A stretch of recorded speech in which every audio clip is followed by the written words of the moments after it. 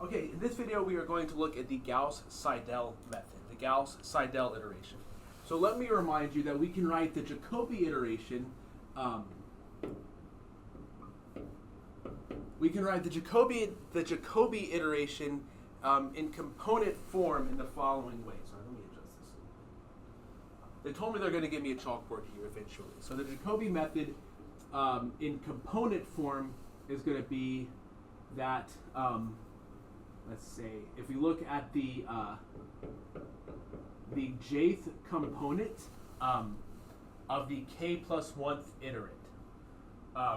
No, let me to keep my indice notation kind of consistent.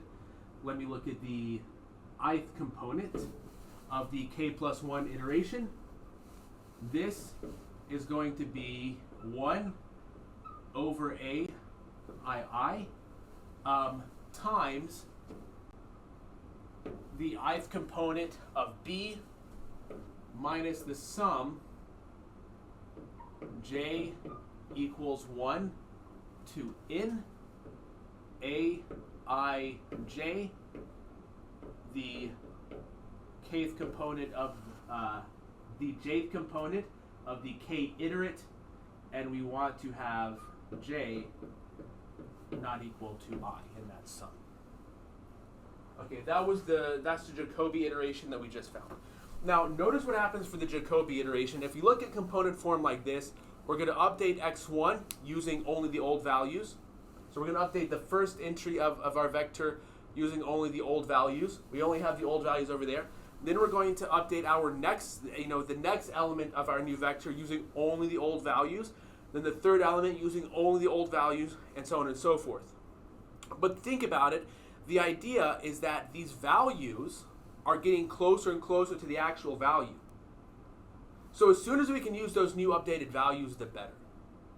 So what we're going to do is we're going to, when we compute the first component of our new vector, it's only going to depend on all of the old values. But when we compute the second component of our new vector, it's going to depend on that new value that we just computed, and then all of the old values for all of the other ones, and so on and so forth. So what we're doing then is, instead of using just the old values, we're going to use all of the new values we have access to.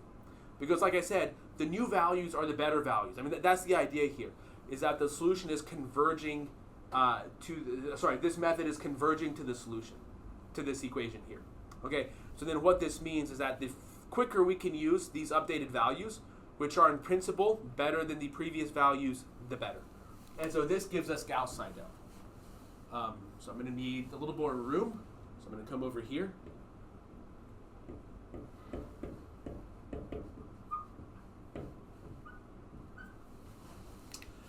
The other thing that I want to mention is that we're going to write this both often in component form, meaning this right here, and kind of vector form. We want to keep things, we need to be able to sort of write the formulas maybe in component form to analyze them. We also need to write them in vector form to analyze them. But to implement them, we really want to try to write them in vector form, because that way, at the very least, we can use like the faster NumPy algorithms for matrix vector multiplication. And then there's a whole library, as we saw in the labs last week. Inside SciPy, there's a whole sparse library which can do fast matrix vector multiplication. And in your homework for week 3, they're going to do fast matrix vector multiplication as well. Or you're going to implement an algorithm to do fast vector matrix multiplication. So we're going to need to be able to write this both in component form and matrix vector form. So I'm going to give you the formula here in component form, and then we're going to see how we can write this in matrix vector form. So what we're going to do is the following. Xi, the iteration is going to look like the following.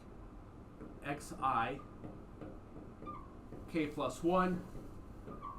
We're going to look on the outside, divided by aii.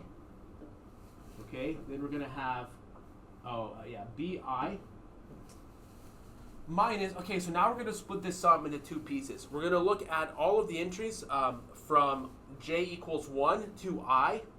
Those are the new values we've already computed. And then we're going to look at the sum j equals I plus 1 to n. We don't have those new values yet. So we're going to look at the sum j equals 1 to I minus 1. aij xj, and now, okay, if j is less than I, we've already computed that update. And so we can have this right here. There's loud noise outside that frightened me. Actually, it wasn't that loud, I'm just extra jumpy. And now we're going to have this sum, j equals I plus 1 to n aij times xj to the k. Now we're using the old values here. The new updated values here, and the old values here. Okay, and so this is the iterative method in component form. If we just define everything like this is going to be the method that converges. There's going to be a method that converges. Okay, and again, you can convince yourself that this is going to converge using a similar argument that we did. Sorry, you can't. You might be able to convince yourself that it converges. That's a little more challenging. But if it does converge, you can use a similar argument to what I did in the Jacobi method to show that it converges to the solution. Okay, so if we want to write this in matrix vector form, in component form, this is completely fine. We can just easily implement this using some loops and stuff like that. If we want to write this in component form, let's look at how we can maybe write this as a matrix vector equation. And to do that, what we're going to need to do is move all of the k plus 1 stuff over here. Okay, because k plus 1 is going to be the new vector. So I'm going to start by multiplying by aii. And over here, we're going to have aii. Okay, and if I move all of the k plus 1 stuff over here, I'm going to have aii times xi to the k plus 1, plus this matrix right here, plus, or not this matrix, plus that sum. We'll see what matrix it is in just a minute. J equals 1 to I minus 1 A I J X J to the K plus 1. And over here on the right hand side is going to be BI minus the sum J equals I plus 1 to N A I J X J to the K, just like this. I don't need that parentheses there. Okay, and this is for all I. This is for I equals 1, I equals 2, all the way up to I equals n. So let's see how we can take this and write it in matrix vector form.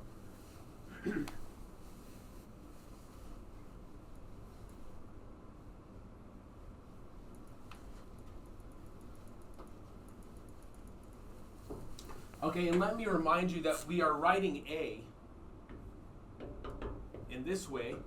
We have the diagonal, we have the upper part here, we have the lower part here, and so A is equal to U plus D plus L. Okay, now if we think in terms of the indices, if you look in this part right here, okay, what is the relationship between I and J? Well, if we're moving from there to there, like if we're down here, in other words, what I'm saying is, what's bigger? Is the row bigger than the column, or is the column bigger than the row? Is the row's index bigger than the column's index, or is the column's index bigger than the row index? Okay, and the row index down here is going to be bigger than the column index. Like if you're in the first column, that stays as 1, but as you move down, the row increases. So for L, I is going to be bigger than J. Okay, the convention here that I'm using is I is going to be the row index and J is going to be the column index. For U, it's going to be the other way around. J is bigger than I, and for D, that of course is going to be I is equal to J. Yes, okay. So how can we use that? Well, notice what's happening. Let's say if you look when I is equal to 1. If I is equal to 1, what's happening in this equation right here? Well, on the left-hand side, one other thing that we can do here, notice this sums from J equals 1 to I, and this is simply the ith component of that sum. So now what we can do is just write this as the sum j equals 1 to I.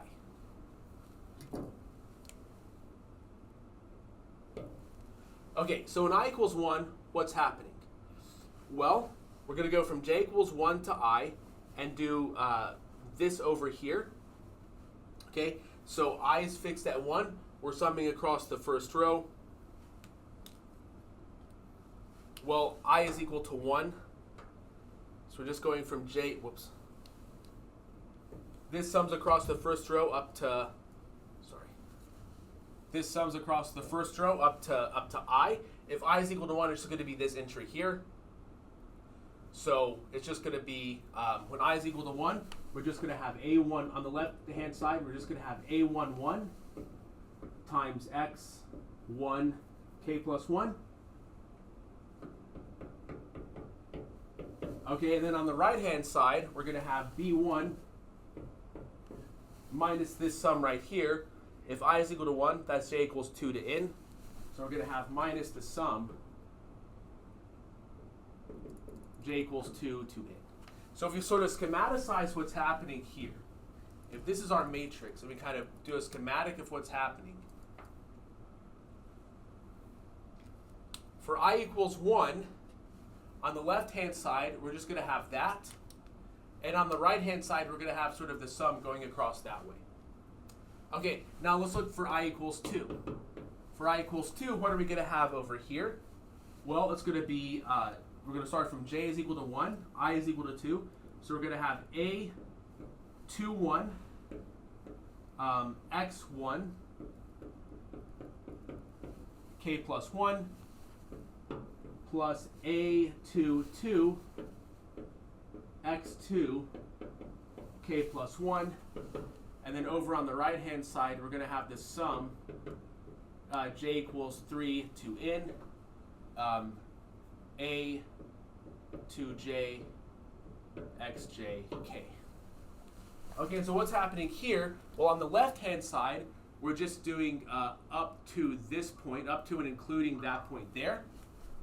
Okay, the first two entries there, and then on the sum on the right-hand side, it corresponds to that. And so you can see what's happening then. This is just for each component. So what's happening then is for each component, if you look in terms of vectors, so if you look at this not on the level of components but on the level of vectors, what we have on the right-hand side is L plus D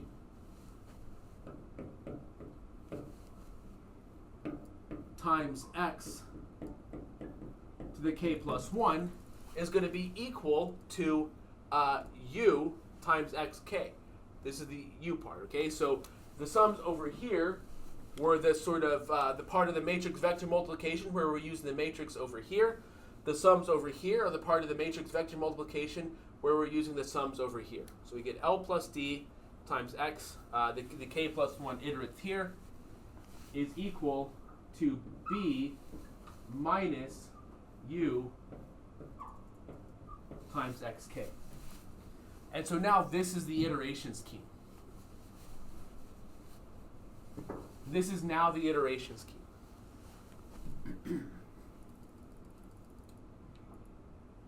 We've got L plus D times the k plus 1th iterate is equal to B minus uxk.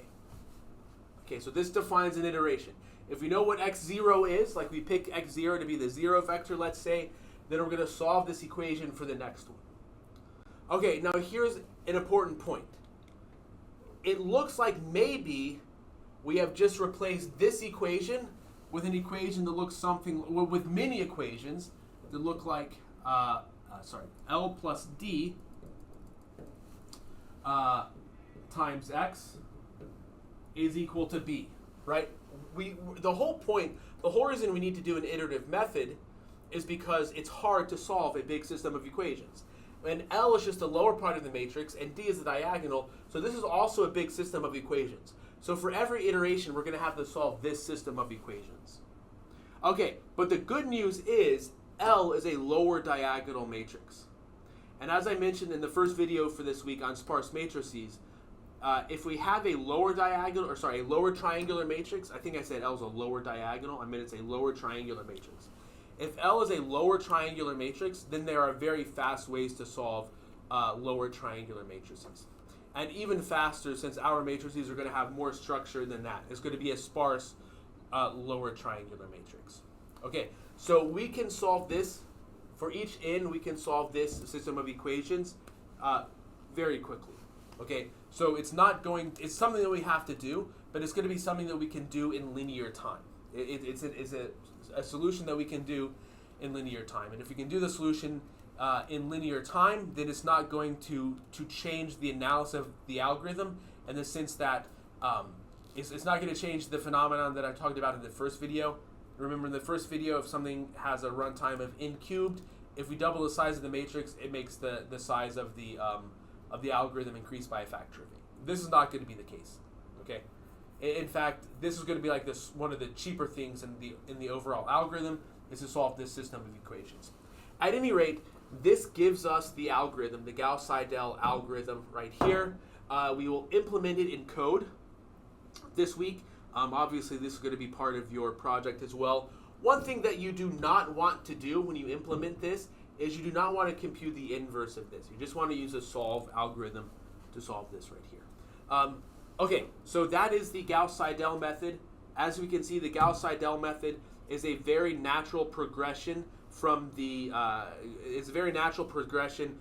Jacobi method to the Gauss-Seidel method. It's a very natural progression. I guess what I'm trying to say is there's a very natural progression going from the Jacobi method to the Gauss-Seidel method, and this is what it is. So, okay, in the next video we're going to look at the successive over relaxation method, which is a natural progression from this.